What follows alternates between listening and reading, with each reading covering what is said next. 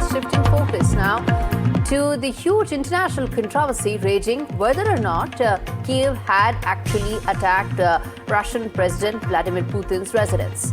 Now, after Ukraine said that that isn't the case and Russia is lying, finally, Moscow has shared proof of the attack on President Putin's residence. I'm going to connect with my colleague Disha Bagchi, who has more details on what exactly is it that the proof that Moscow has shared tells us. In fact, what Russia is saying is that it downed drone with 6 kilograms of explosives charge. Russia's proof comes in after the US envoy casts doubt. As I said, the last 48 hours, there have been massive claims and counterclaims with regard to this story. I believe Disha is with us. Go ahead, Disha, fill us in. What exactly is it that the Russian proof tells us about the attack?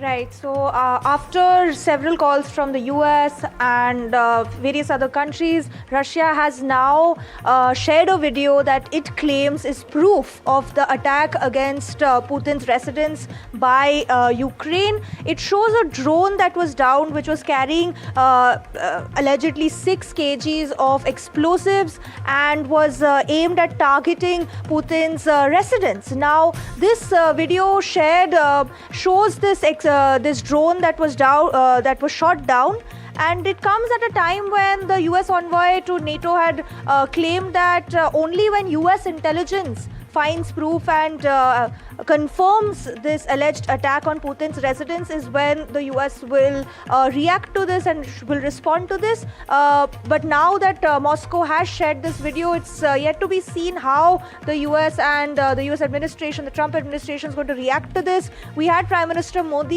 yesterday react and express concern over these developments. But the fact that this alleged attack on Putin's residence by Ukraine is coming at a time when many were suggesting that there's a turning point in the Ukraine peace talks. There's some momentum where Ukrainian President Zelensky was at Trump's Florida resort in Mar-a-Lago, where they did reach they said that they've reached 95% of the peace deal with security guarantees for Ukraine, and the only part that was left to be discussed was the territorial concessions and the territorial dispute between Russia and Ukraine regarding Donbass and some of these other regions. But now, with this attack, Russia has made it clear that such acts of terror will not go unanswered, and that Russia is now reassessing its position in negotiations. So this is definitely going to derail the peace talks. Indeed, it would. Absolutely, it would. And remains to be seen how soon there will be any breakthrough in those peace talks.